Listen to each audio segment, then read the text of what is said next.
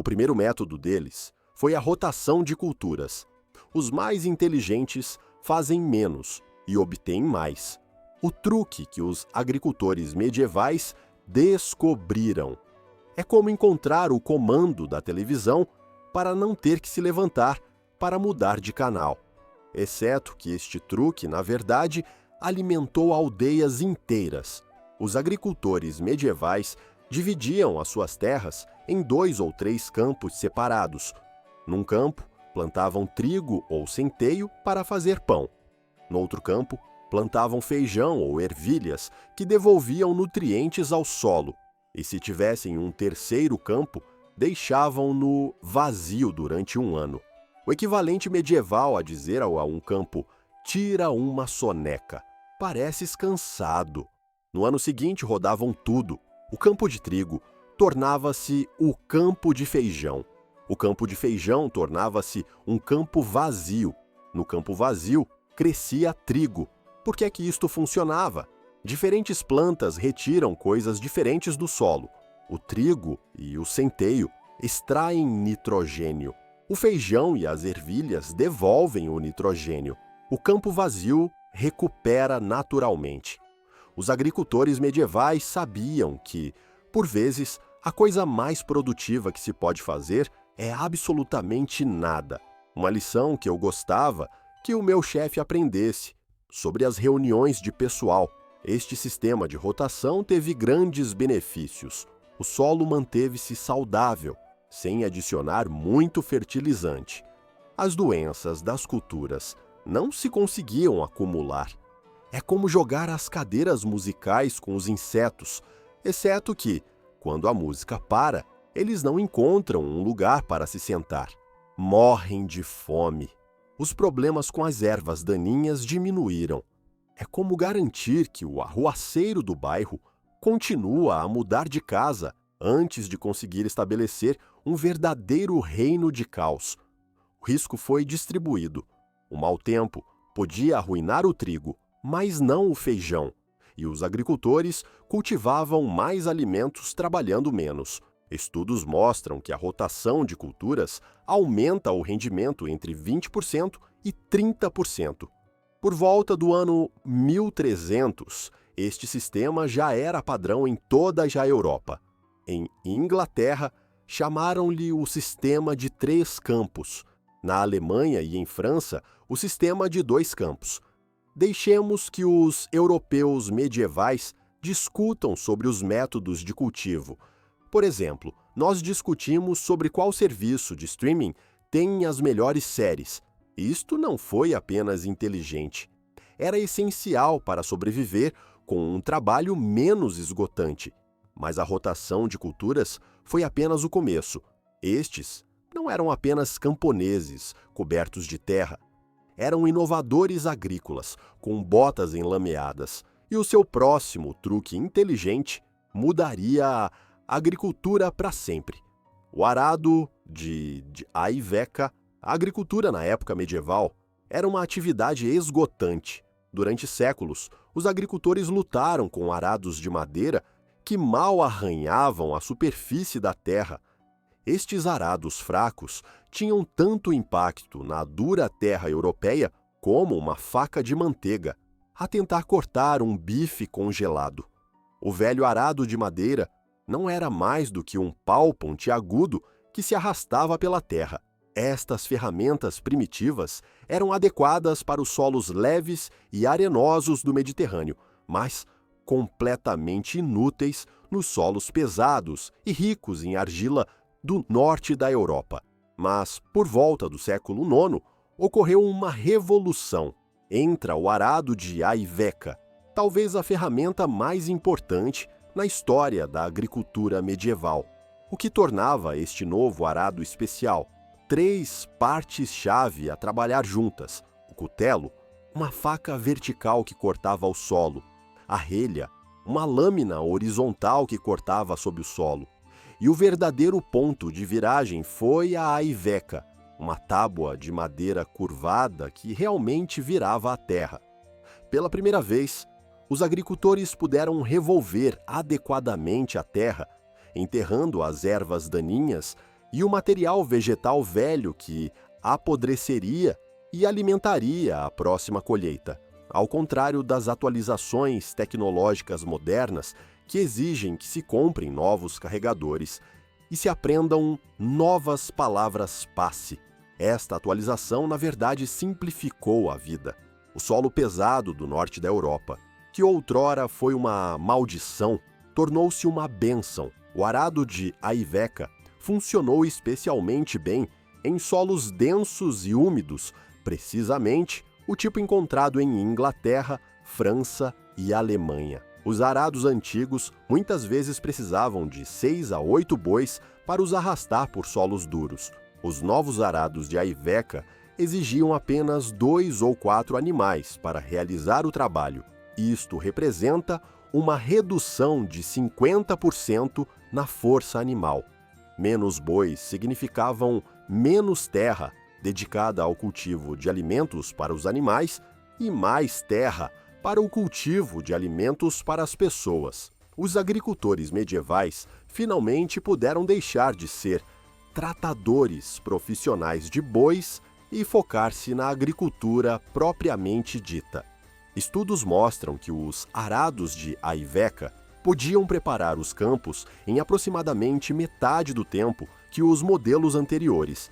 Isto representa centenas de horas de trabalho poupadas a cada ano por agricultor. Mas os novos arados não eram perfeitos. Eram mais pesados, mais complexos e exigiam ferreiros experientes para a sua criação. Um bom arado custaria o equivalente a vários meses de rendimento de um agricultor. Muitas aldeias juntaram os seus recursos para comprar um arado que todos partilhavam. Esta cooperação deu origem a comunidades agrícolas mais organizadas, onde as pessoas tinham que trabalhar juntas. O arado de Aiveca espalhou-se pela Europa entre os anos 900 e 1200, transformando não só a agricultura, mas sociedades inteiras. As populações do norte da Europa explodiram à medida que a produção de alimentos aumentou, tudo graças a uma melhor forma de cortar a terra. Agricultura comunitária. Estas melhorias agrícolas foram impressionantes, mas os agricultores medievais sabiam algo ainda mais importante do que boas ferramentas. Os agricultores medievais não agiam como cowboys solitários a tentar cultivar alimentos por conta própria. Todo o seu sistema agrícola baseava-se no trabalho em equipa e nos recursos partilhados. A maioria das aldeias medievais organizava as suas terras de cultivo no que chamavam o sistema de campo aberto. Em vez de cada família ter uma grande quinta rodeada de cercas, as terras de cultivo da aldeia eram divididas em grandes campos abertos, e cada família cultivava várias faixas estreitas de terra espalhadas ao longo destes campos. À primeira vista, parece um sistema terrível. É como se a sua escola lhe atribuísse secretárias diferentes em salas de aula diferentes a cada disciplina, e você tivesse que correr por todo o edifício o dia todo. Não era exatamente eficiente, mas este arranjo estranho tinha alguns benefícios geniais. Primeiro, significava que cada família obtinha uma terra boa e outra não tão boa. Com faixas distribuídas ao longo dos campos, nenhuma família tinha que ficar com toda a terra em mau estado. Segundo, obrigava todos a cultivar juntos, segundo o mesmo horário. Quando as suas faixas estavam rodeadas pelas faixas dos seus vizinhos, todos tinham que arar, plantar e colher aproximadamente ao mesmo tempo. A pressão social medieval no seu melhor. Oh, ainda não estás a plantar a tua cevada. Todos os outros começaram ontem, só a dizer.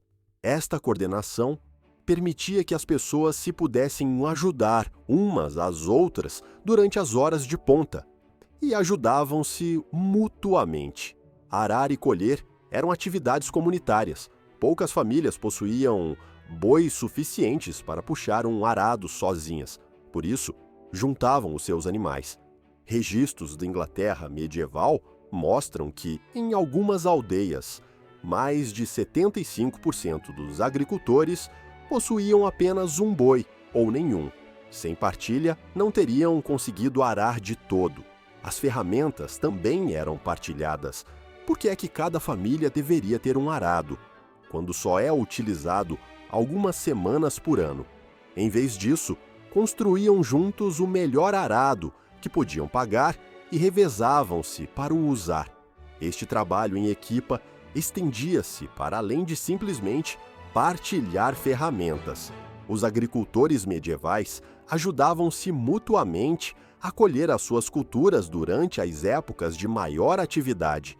Estudos de registros históricos mostram que, durante as semanas de colheita, os agricultores podiam passar 3 dias a trabalhar nas suas próprias faixas e 3 dias a ajudar outros. Até a própria comida era por vezes partilhada. Muitas aldeias mantinham um armazém comunitário de cereais para ajudar as famílias que tinham tido uma má colheita. Se as suas colheitas falhassem um ano, você podia pedir grão emprestado e devolvê-lo após a próxima colheita bem-sucedida. O sistema de risco partilhado e recompensa partilhada significou que as aldeias medievais fossem notavelmente resilientes. Uma única quinta familiar podia arruinar-se por uma má estação, mas uma aldeia a trabalhar em conjunto podia absorver a perda e manter todos alimentados. É exatamente o oposto da agricultura moderna, onde um único agricultor pode ter milhares de acres só para si. Os agricultores medievais teriam observado as nossas enormes quintas individuais de hoje e perguntado: mas quem te ajuda quando o teu boi fica doente e o teu celeiro se incendeia? Toda esta cooperação não só facilitou a agricultura, construiu comunidades mais fortes. As aldeias desenvolveram costumes e celebrações complexas em torno do seu calendário agrícola. Controlo natural de pragas. Os insetos, as pragas e as doenças das plantas sempre foram o pesadelo dos agricultores. Hoje em dia, pulverizamos produtos químicos para manter as pragas afastadas. Mas o que faziam os agricultores medievais sem os pesticidas modernos? Recorreram à própria natureza em busca de soluções, criando sistemas inteligentes que mantinham as pragas sob controle sem necessidade de tecnologia complicada. Comecemos com a sua arma secreta, as galinhas. Os agricultores medievais deixavam as suas galinhas vaguear livremente pelos campos antes de plantar e depois da colheita. Estes ajudantes de quinta emplumados devoravam avidamente insetos, larvas e sementes de ervas daninhas enquanto esgravatavam a terra. Uma única galinha pode comer aproximadamente 700 insetos num dia. Um pequeno bando de 10 galinhas podia eliminar mais de 7.000 insetos diariamente. Isso é melhor controlo de pragas do que um exterminador medieval com um chapéu elegante. As galinhas nem eram as únicas companheiras de aves de capoeira. Os patos eram usados para controlar lesmas e caracóis, enquanto os gansos eram excelentes para mondar, pois comiam as ervas daninhas jovens e deixavam a maioria das plantas de cultivo em paz. Durante o resto da estação de crescimento, os agricultores medievais tornaram-se criativos com a consociação de culturas, cultivando certas plantas juntas porque se beneficiavam mutuamente. Plantas de cheiro forte, como alho, cebola e alho porro, eram plantadas nos jardins e nas bordas dos campos de cereais. Os compostos de enxofre que estas plantas libertam repelem naturalmente muitos insetos. Registros dos jardins dos mosteiros mostram que os monges plantavam fileiras de alho e cebolas à volta de todas as suas parcelas, criando um campo de força mal cheiroso que muitas pragas não cruzavam. As flores não eram apenas para a aparência. Os agricultores medievais plantavam calêndulas, lavanda e outras plantas com flores que atraíam insetos benéficos, predadores naturais das pragas que destroem as colheitas. Joaninhas, sirfídeos e vespas predadoras caçavam pulgões e lagartas que atacavam as culturas. Era como contratar uma pequena força aérea que trabalhava de graça. Estes insetos benéficos patrulhavam os campos dia e noite sem pedir uma única moeda de pagamento. Apenas algumas flores para chamar de lar. Até o sistema de rotação de culturas ajudava a combater as pragas ao mudar o que era plantado em cada campo a cada ano.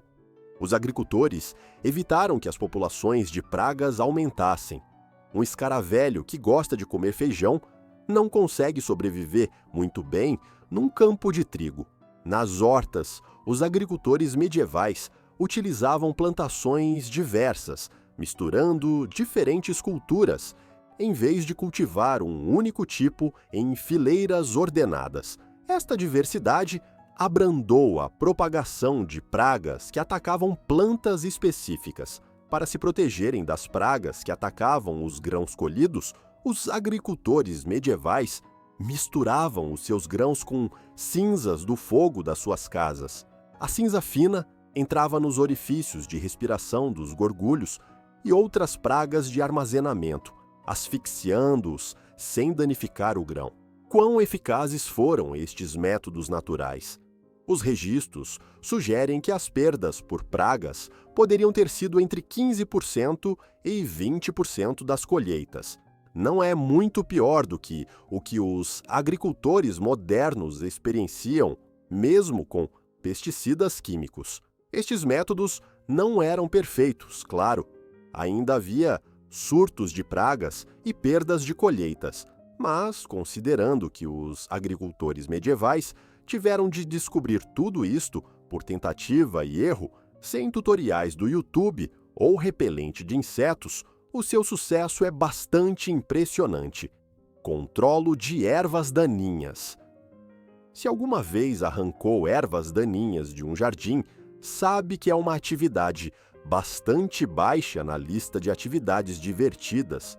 Para os agricultores medievais, as ervas daninhas eram um inimigo constante que podia sufocar as culturas e roubar nutrientes do solo. Sem herbicidas ou equipamentos sofisticados, como conseguiram evitar que os seus campos se transformassem em selvas de ervas daninhas? Eles desenvolveram múltiplas estratégias inteligentes para reduzir o tempo de monda e poupar às suas costas de intermináveis horas a agachar-se e a puxar. No início, os agricultores medievais utilizavam a plantação de alta densidade. Ao contrário das quintas modernas, onde as culturas são frequentemente plantadas em fileiras muito espaçadas, os agricultores medievais amontoavam as suas plantas de cultivo muito juntas. Esta abordagem apinhada significava que menos luz solar chegava ao solo, o que impedia o crescimento de muitas ervas daninhas. É como tentar montar uma tenda num festival de música lotado. Se todo o espaço já está ocupado, simplesmente não se consegue entrar. Quando os agricultores medievais precisavam de mondar, não esperavam até que as ervas daninhas estivessem altas e bem estabelecidas. Utilizando uma enxada de cabo curto, chamada sacho de mão, eles roçavam logo abaixo da superfície do solo, cortando as plântulas de ervas daninhas antes que pudessem estabelecer raízes fortes. O momento foi crucial. Estudos mostram períodos de monda específicos programados aproximadamente entre 3 e 4 semanas após a sementeira, exatamente quando a maioria das sementes de ervas daninhas teriam acabado de brotar, mas antes que pudessem criar raízes profundas. Ao atacar as ervas daninhas nessa fase vulnerável, os agricultores podiam limpar um campo em cerca de 1/3 do tempo que levaria para remover ervas daninhas maduras. Para os campos de cereais, os agricultores medievais desenvolveram uma ferramenta especializada chamada gancho de capina. Tratava-se de uma pequena lâmina afiada presa a um cabo longo que permitia ao agricultor alcançar os cereais e cortar as ervas daninhas, sem ter de se curvar. Um agricultor experiente, ao utilizar um gancho de capina, podia limpar as ervas daninhas de uma área aproximadamente 10 vezes mais rápido do que se o fizesse arrancando-as apenas com as mãos. Estas ferramentas de monda eram tão valiosas que aparecem frequentemente em listas de ferramentas herdadas nos testamentos medievais. Aparentemente, a minha ferramenta de monda favorita era considerada uma relíquia familiar significativa. Outra estratégia era calcular o tempo da lavra com cuidado. Após a colheita, os campos eram lavrados imediatamente para enterrar quaisquer sementes de ervas daninhas que tivessem caído na superfície. Ao enterrar estas sementes demasiado fundo para que germinassem, os agricultores impediam a próxima geração de ervas daninhas antes que pudessem começar. Os agricultores medievais também utilizavam o que hoje chamamos de técnicas de sementeira falsa. Preparavam um campo para plantar, mas depois esperavam 1 ou 2 semanas para que as ervas daninhas brotassem, para depois as eliminar com a enxada antes de plantar a cultura real. Para as hortas, espalhavam-se camadas de palha, folhas e até resíduos de lã entre as plantas para evitar que as ervas daninhas crescessem. Quando tudo o resto falhava, as comunidades medievais recorriam ao trabalho em equipa. Os registros da aldeia descrevem dias de monda, quando todos trabalhavam juntos para limpar os campos. Um campo que a um único agricultor levaria 1 semana a limpar, podia ser limpo por toda a aldeia num único dia. Quão eficazes foram estes métodos? Os cientistas que estudaram as ervas daninhas e a agricultura tradicional estimam que os métodos medievais de controlo de ervas daninhas podiam reduzir a pressão das ervas daninhas entre 60% e 70% em comparação com campos não geridos. Claro, os agricultores medievais não ganharam todas as batalhas contra as ervas daninhas. Se fosse possível viajar no tempo, poder-se-ia identificar um agricultor medieval pelas suas costas notavelmente fortes e mãos calosas, evidência da guerra contra as ervas daninhas que travaram durante toda a sua vida. A adaptação ao clima. O clima sempre foi o grande fator imprevisível na agricultura. Demasiada chuva, pouca chuva, geadas inesperadas, tempestades de granizo de verão. Qualquer um destes poderia destruir meses de trabalho árduo em questão de horas. No mundo de hoje, os agricultores contam com previsões meteorológicas, sistemas de irrigação e seguros para suas colheitas. Os agricultores medievais não tinham nenhum destes luxos. Então, como protegiam as suas colheitas quando a mãe natureza estava de bom humor? A sua abordagem não era lutar contra o clima, era planear em torno dele, cobrir as suas apostas e criar sistemas agrícolas que pudessem resistir aos golpes. Uma das suas estratégias mais eficazes foi planear uma mistura diversa de culturas com diferentes tolerâncias climáticas. Os agricultores medievais cultivavam pelo menos entre 5 a 7 tipos diferentes de cereais e vegetais a cada ano.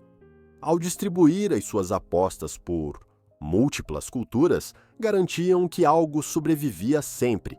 O centeio e a cevada, por exemplo, podem suportar condições frias e úmidas que matariam o trigo.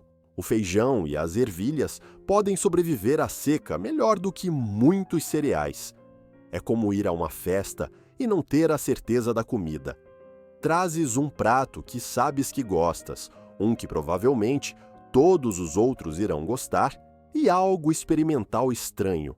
Dessa forma, não passarás fome, aconteça o que acontecer. Os agricultores medievais também plantavam a mesma cultura em diferentes locais. Um campo de trigo, numa zona baixa, podia inundar num ano chuvoso, mas o trigo plantado numa encosta sobreviveria. Os registros mostram que os agricultores frequentemente plantavam o mesmo grão em 3 ou 4 locais diferentes à volta da aldeia, cada um com condições ligeiramente diferentes. Eles também dominavam a arte da sincronização. Não plantavam todas as suas culturas de uma só vez. Em vez disso, escalonavam a plantação ao longo de várias semanas. Se uma geada tardia matasse as plantações precoces, as posteriores sobreviveriam. Estudos de registros agrícolas medievais sugerem que, mesmo em anos com clima terrível, os agricultores costumavam colher pelo menos entre 30% a 40% de uma colheita normal, o suficiente para evitar a fome se fossem cuidadosos. A gestão da água era outro truque agrícola medieval. Os agricultores cavaram redes de valas para drenar o excesso de água dos seus campos durante os períodos úmidos. Em áreas propensas a inundações, criaram campos elevados, empilhando terra em plataformas de cultivo elevadas, rodeadas por valas de drenagem. Para os períodos secos, algumas comunidades agrícolas medievais inteligentes construíam prados de rega, sistemas que desviavam temporariamente os riachos para os campos de inundação de maneira controlada. Os agricultores medievais também se tornaram especialistas em ler os sinais naturais que previam o clima. Não tinham imagens de satélite ou modelos de computador, mas tinham gerações de observações das quais tirar partido. Observaram padrões de nuvens, comportamentos de animais e sinais nas plantas que indicavam mudanças climáticas iminentes. Um céu vermelho à noite podia significar bom tempo amanhã. Vacas deitadas no campo podiam ser um sinal de que a chuva se aproximava. Não era o canal do tempo, mas era melhor do que nada.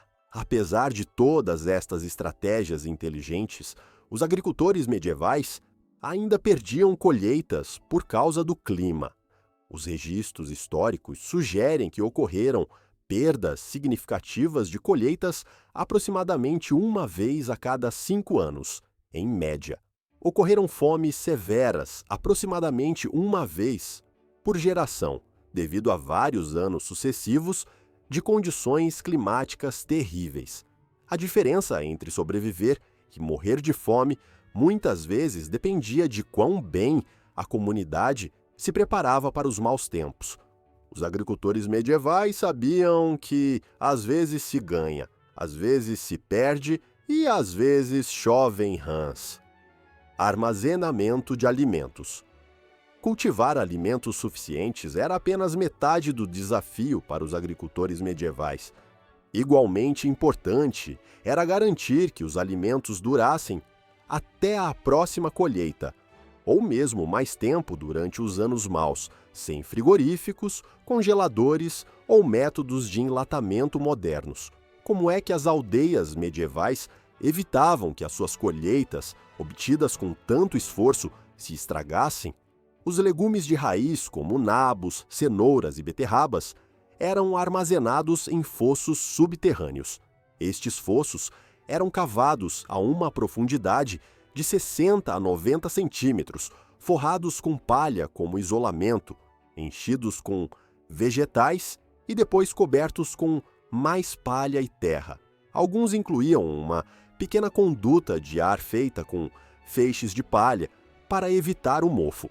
O solo mantinha uma temperatura constante de cerca de 7 graus Celsius. Não é frio o suficiente para gelado, mas é perfeito para vegetais de raiz. Era basicamente um frigorífico de terra antes de os frigoríficos serem fiches. As escavações arqueológicas descobriram centenas destes fossos de armazenamento. Se preparados adequadamente, podiam conservar as raízes comestíveis até 6 meses. Isto significava que os nabos colhidos em outubro ainda podiam ser consumidos em março. Os grãos precisavam de permanecer secos acima de tudo. Os agricultores medievais construíam edifícios de armazenamento especiais com pisos elevados que permitiam que o ar circulasse por baixo. O mais comum era o espigueiro, uma pequena construção elevada sobre pilares de pedra em forma de cogumelo que impedia que os ratos subissem para alcançar o grão.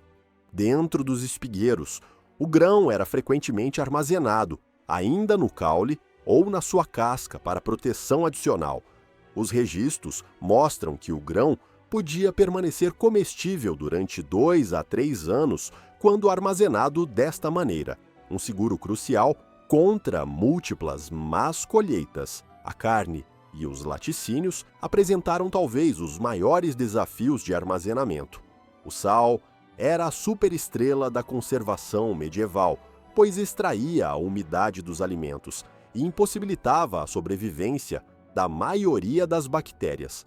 Carne de porco, de vaca e peixe eram esfregados com sal e embalados em camadas dentro de barris ou recipientes de barro.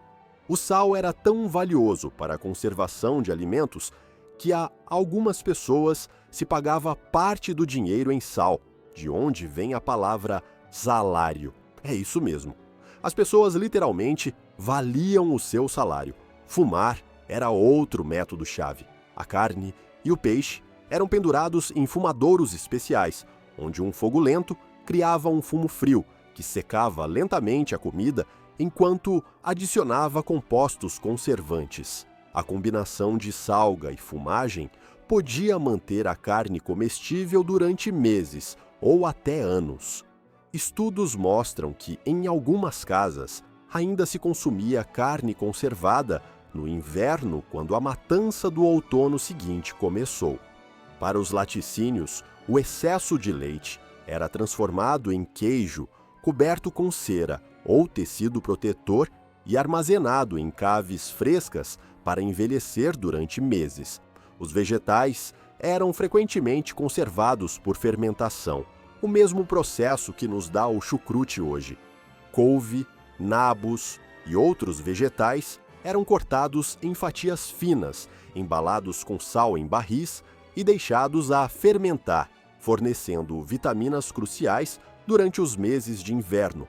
O mais notável nestes métodos de armazenamento é que não exigiam tecnologia avançada, apenas uma observação cuidadosa e conhecimentos transmitidos de geração em geração. Utilizando estas técnicas, uma colheita bem-sucedida podia alimentar uma comunidade, não apenas durante uma estação, mas potencialmente durante anos. Todos estes engenhosos métodos de cultivo e armazenamento de alimentos explicam como as aldeias medievais conseguiram sobreviver e até prosperar, apesar de todos os desafios que enfrentaram. Os seus métodos eram sustentáveis, eficientes e notavelmente eficazes, dadas as tecnologias disponíveis.